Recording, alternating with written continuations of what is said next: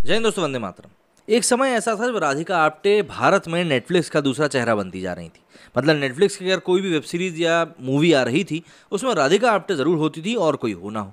लेकिन नेटफ्लिक्स ने पिछले कुछ समय में जिस तरीके से अपने कारोबार में लगातार गिरावट देखी है भारत में, वो उसके लिए अब एक चिंता का विषय बन चुका है। ऐसे में अब जब वो देख रहा है कि माहौल इस समय साउथ इंडस्ट्री का बनता जा रहा है, तो नेटफ्लिक्स ने भी अब ये तय किया है कि भैया वो साउथ के कंटेंट की तरफ ही ज़्यादा फोकस करने वाला है।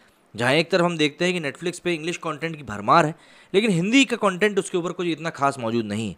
वहीं अब स्ट्रेटजी को बदलकर साउथ की तरफ जाना नेटफ्लिक्स के लिए कितना फायदे का सौदा साबित होगा, ये तो हमें आने वाला वक्त ही बताएगा। अकेले भारत में 100 मिलियन मतलब 10 करोड़ ग्राहक जुटाने का नेटफ्लिक्स के सीईओ रीड हेस्टिंग्स का 4 साल पहले देखा गया सपना टूट गया है।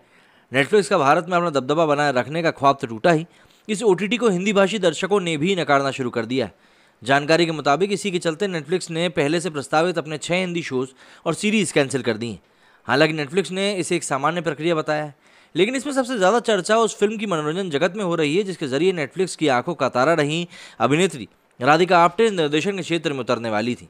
दरअसल नेटफ्लिक्स ने भारत में जब करीब 6 साल पहले कदम रखा था, तो उसने निर्माता निर्देशक गोल्डी बहल की बहन सृष्टि बहल को हिंदी फिल्म जगत में अपनी घुसपैठ बढ़ाने की जिम्मेदारी सौंपी थी। सृष्टि ने यह काम किया भी, लेकिन इस दौरान नेटफ्लिक्स पर कुछ ऐसा खास नजर नहीं आया जिससे हिंदी भाषी दर्शकों के बीच इसकी पहचान बनती। कभी इक्का दुक्का हिंदी फिल्में या फिर सीरीज इस ओटीटी पर लोगों को पसंद भी आई, लेकिन फिर इसके बाद लगातार इसकी औसत कहानियां लचर मेकिंग के साथ नेटफ्लिक्स पर परोसी गई फिल्में या वेब सीरीज लोगों को उतना पसंद नहीं आई। अमेजॉन प्राइम वीडियो ने बीते महीने अब जब अपने 22 नए शोज का ऐलान किया, तो इसमें सबसे ज़्यादा चौंकाने वाली बात यह रही कि इस ओटीटी का दक्षिण भारत की कहानियों पर खासा ध्यान रहा। इन 22 शोज में से 8 दक्षिण भारतीय भाषाओं में बन रहे हैं। नेटफ्लिक्स भी अब इसी रास्ते पर चल पड़ा है। ओटीटी प्रबंधन ने हाल ही के महीनों में दक्षिण भारतीय निर्माताओं से लगातार बैठकें करी हैं और सूत्र बताते हैं कि करीब आधा दर्जन नए दक्षिण भारतीय शोज पर बात भी फाइनल हो चुकी है और ये शोज अगले साल से इस ओटीटी पर दिखने भी शुरू हो जाएंगे। लेकिन इस बीच मुंबई फिल्म इंडस्ट्री से नेटफ्लिक्स का मोहभंग होता हुआ दिख रहा है।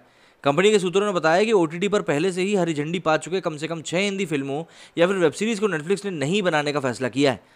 इसमें सबसे अहम है अभिनेत्री राधिका आप्टे की वो फिल्म जिसके थ्रू वो फिल्म डायरेक्शन में कदम रखने वाली थी। एक और शो एक निर्माता दंपति का भी इसमें शामिल है। नेटफ्लिक्स ने इस बारे में पूछे जाने पर यह तो जानने की कोशिश करी कि उनके द्वारा निरस्त किए गए किन किन शोज की जानकारी बाहर पहुंच चुकी है, लेकिन राधिका आप्टे की फिल्म कैंसिल करने की कोई वजह नेटफ्लिक्स नहीं बताई। ओटीटी के एक बयान के मुताबिक शोज बनना ना बनना एक रूटीन प्रक्रिया है। देखिए, नेटफ्लिक्स की भारत में तरक्की अनुमान के मुताबिक ना हो पाना मतलब हेस्टिंग के लिए खुद एक बहुत बड़ी निराशा की बात है। बीते 5 साल के कंपनी ऑडिट में भी ऐसे तमाम आंकड़े सामने आए जिनके मुताबिक नेटफ्लिक्स की भारतीय शाखा में कहानियां, फिल्में और सीरीज बनाने या खरीदने का काम ढंग से नहीं हुआ। और ये इसके बावजूद कि भारत में ओटीटी देखने वालों में सबसे ज़्यादा भरोसा नेटफ्लिक्स पर किया और कंपनी ने बीते साल ओटीटी ग्राहकों से मिली रकम में सबसे ज़्यादा हिस्सा भी पाया। मीडिया पार्टनर एशिया के आंकड़ों के मुताबिक ओटीटी पर भारतीय ग्राहकों ने जो रकम खर्च की, उसके करीब 39% नेटफ्लिक्स के पास गया। डिज्नी प्लस हॉटस्टार 23% के साथ दूसरे नंबर पर रहा। और ये इसके बावजूद कि डिज्नी प्लस हॉटस्टार के पास भारत के करीब 5 करोड़ जबकि नेटफ्लिक्स के पास तकरीबन 10% ही ग्राहक हैं। नेटफ्लिक्स के करीब 50 से 60 लाख ग्राहकों से ज़्यादा ग्राहक तो देसी ओटीटी जी5 के पास बताए जाते हैं। तो ऐसे में नेटफ्लिक्स के लिए ये बातें वाकई में थोड़ी सी चिंताजनक हैं कि भाई आखिर जब वो इतना पैसा खर्च कर रहे हैं तो उनके पास ग्राहक क्यों नहीं टिक पा रहे। तो ऐसे में अब उनको शायद ये सब चीज़ें सोचने की ज़रूरत है कि क्या उनके कंटेंट में वाकई कोई खामी है या फिर उनका कंटेंट कई ऐसे विवादों के कारण अब चर्चा में बनने रहने लगा है जो कि नहीं होना चाहिए। मतलब कई सारे ऐसे लोग हैं जिनके की शोज़ नेटफ्लिक्स पर पड़े हुए हैं और वो भारत विरोधी बातें करते हैं। मेरे इस वीडियो में फिलहाल इतना ही। जय हिंद, जय भारत।